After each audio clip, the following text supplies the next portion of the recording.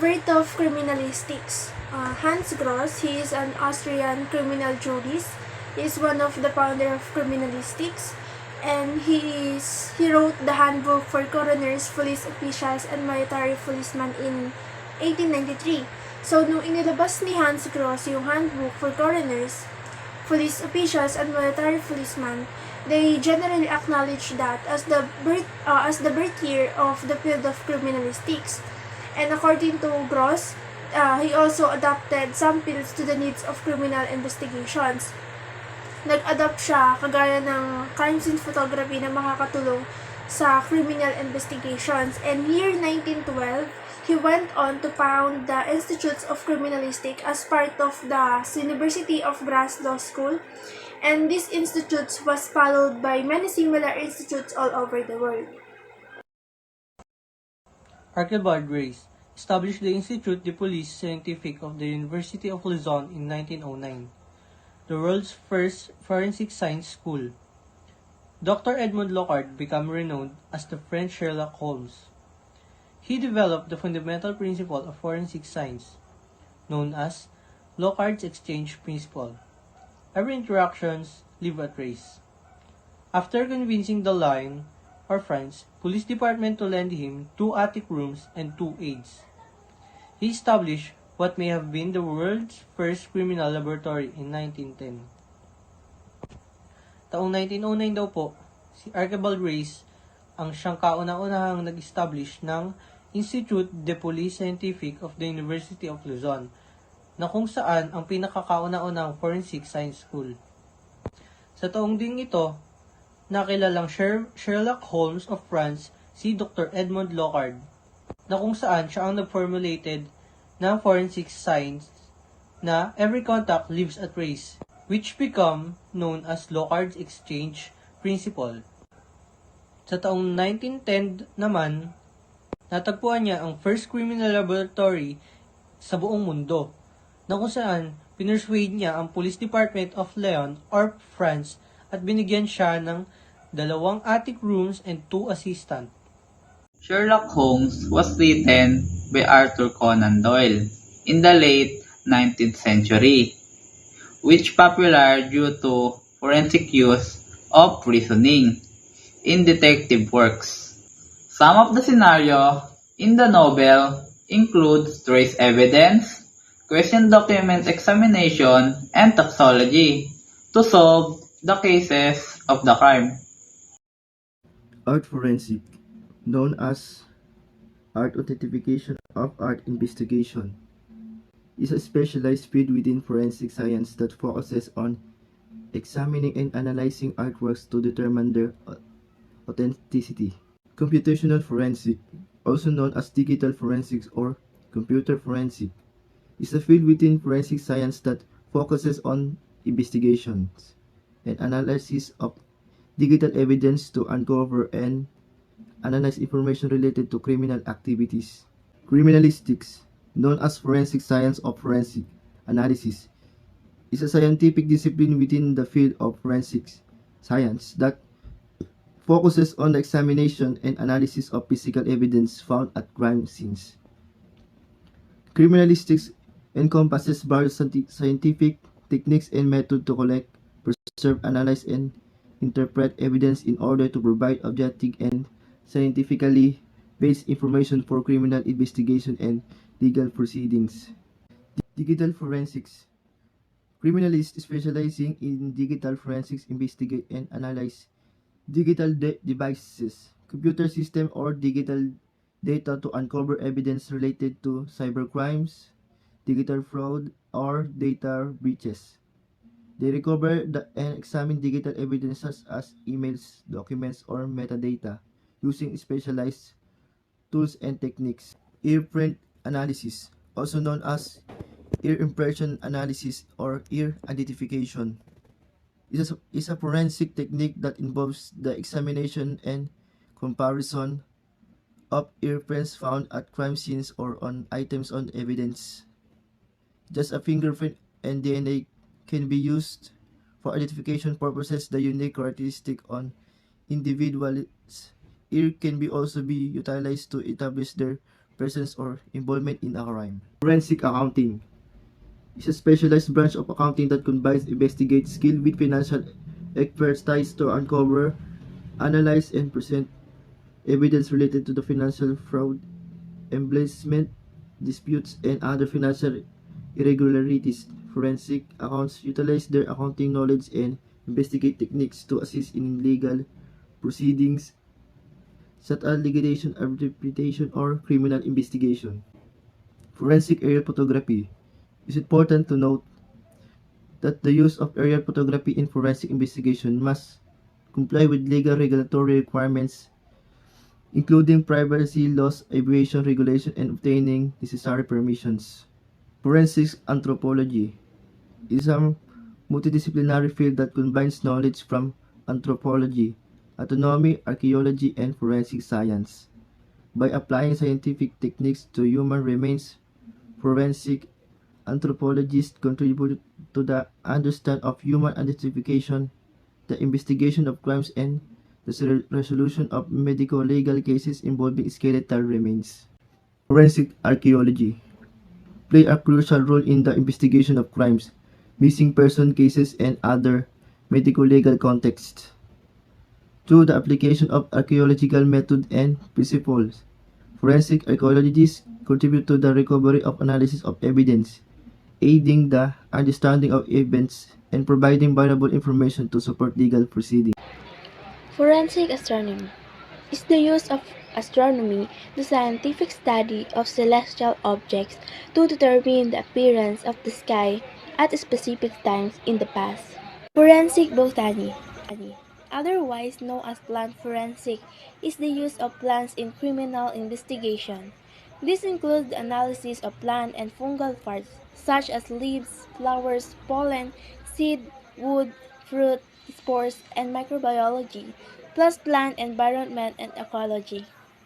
Forensic chemistry is the application of chemistry and its subfield. Forensic toxicology in a legal setting. A forensic chemist can assist in the identification of unknown materials found at a crime scene. Forensic dactyloscopy relies on the analysis and classification of patterns observed in individual prints. Fingerprints are made of series of ridges and furrows on the surface of a finger. The loops, whorls, and arches formed by those ridges and furrows generally follow a number of distinct patterns. Forensic document examination or question document examination. In forensic science, question document examination is the examination of documents potentially disputed in a court of law. Its primary purpose is to provide evidence about a suspicious or questionable document using scientific purposes and methods. Forensic DNA analysis focuses on examining a specific section of DNA that are known to be particularly variable between individuals in order to create a DNA profile. Forensic engineering uses the concept of mechanical, chemical, civil, and electrical engineering as tools in the reconstruction of crimes and accidents and the determination of their cause. Forensic entomology is the study of arthropods, especially insects, associated with crimes and other aspects of the courts and judicial system. The main use of forensic geology as it is applied today regarding trace evidence.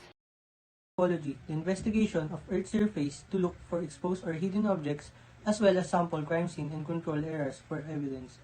Sila daw po yung mga nagukay sa lupa para makita yung mga nilibing at binaon doon na ebidensya na nakakatulong na malutas yung crime scene. Forensic geophysics, the way of studying, searching, and locating some hidden objects in use of radar to detect them underground or underwater. Sila daw po yung mga nagsisearch sa underground or underwater ng mga hidden objects o ebidensya at ginagamitan nila ito ng radar para ma-detect nila at makita nila yung mga hidden objects o ebidensya na binaon doon or nilagay doon. Forensic intelligence, a process of collecting information or data and analyzing to support the crimes that under investigation. Ito daw po yung proseso na nangangalap ng impormasyon or data at nakakatulong na makalutas o makatulong sa kaso na under investigation pa. Forensic interviews, the method of interviewing victims, witnesses, suspects, or other suspicious sources, using professionals and expertise to identify the crime scene in either public or private sectors. Ito daw po yung method na gumagamit ng mga professionals at expertise na kung saan ini-interview nila yung mga witnesses, suspect, or mga kahina-hinalang mga tao na may kinalaman sa crime scene. Forensic criminology, a subfield of freshwater ecology that concentrates on the presence of diatoms in crime scene, samples, and victims, gathering evidence from the crime scene and examining all useful evidence to connect it. It also uses to estimate time of death, location of drowning, and the determining of suspect. Ito po yung method na nag-gather ng data or information o ebidensya at ini-examine ito para mapag-connect-connect yung mga ebidensya na yun at matulong malutas yung crime scene. Tumutulong din po ito para ma-estimate yung pagkamatay ng tao at mga location ng mga nalunod sa dagat, ganun. Forensic linguistics conducts language analysis on written or recorded documents to assist in solving crime. Ito po yung method na nag-a-analyze ng mga written evidence. Ayun, nakatulong siya sa crime scene para malutas yung kaso. Forensic meteorology, the scientific study of weather, can be used to reconstruct weather events for a specific time and location. Ginagawa po ito para malaman yung weather ng oras na yon o nung location na yon, kung naging maulan ba o naging bumagyo, lumindol, nung time na gumawa ng mali si suspect. Odontology, it is the study of the uniqueness. It is better known as the study of the teeth, which is, it involves examinations and presentations of dental evidences in criminal justice. Ito yung dental identifications kung saan inaaral nila yung ipin. Forensic dentists can help to identify the bite marks, injuries, the case of abuse, and the age of both victims by studying the teeth. Forensic optometry, it is the study of glasses and other eyewear relating to crime scenes and criminal investigations. Dito naman, ina-examine nila yung mga suot ng tao kagaya ng eyewear. Pathology, it is a field which apply to determine the cause of death or injury in the context of a legal inquiry. Dito na-perform yung autopsy para ma-identify ng investigador kung ano ba yung ikinamatay ng victim. Psychiatry, which is a specialized branch of psychiatry, as applied and based on scientific criminology.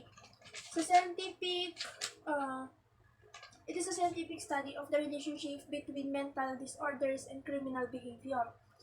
Sa forensic psychiatry, it helps us to understand how mental health affects those who have committed a crime. Forensic psychology is the study of the mind of an individual. Using forensic method, usually it determines the circumstances behind a criminal's behavior. So forensic psychology naman, it includes psychological counseling of offender. Yung mga forensic psychologists, ina-assess nila yung criminal kung meron ba silang mental conditions or kung why they've committed a crime, whether they are in the right mind or not. Kina-counseling nila yung offender kung nasa tamang pag-iisip pa sila or wala noong ginawa nila yung isang crime.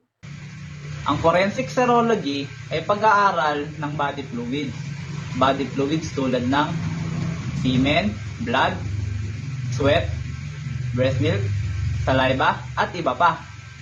Kapag sinabing forensic social work, sila yung mga taong dalubhasa sa clinical, criminal justice, or yung mga psychiatric setting. Yung mga nag-aaral o nagsasanay ng forensic social work ay tinatawag ng supervisor at silang namamahala bilang opisyal ng korte.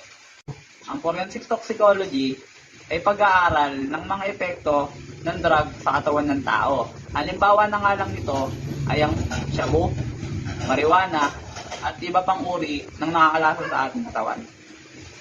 Sa forensic video analysis, dito pinag-aaralan ang anggulo, oras, lokasyon ng pangyayari, at kung yung video ba ay tampered o edited.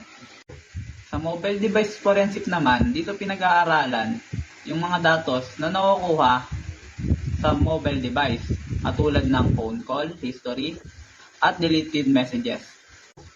Ang trace evidence ay pagsusuri o pagtuntun ng mga nakalap na ebidensya. Madalas na ginagamit ang pagkukumpara ng ebidensya tulad ng salamin, tibla ng buhok, DNA, at fingerprint. Ang wildlife forensic science ay pag-aaral o pagsusuri ng mga legalidad ukol sa pangangalaga ng mga hayop. Tulad ng paghahunting ng mga hayop, walang kaukulang papel, mga abuso sa mga hayop tulad ng dogfight, at pagbebenta ng mga endangered animals. Ang blood strain pattern analysis ay isang pag-aaral ukol sa bahid ng dugo na nakita sa crime scene upang buuin muli kung ano ang nangyayari sa krimen.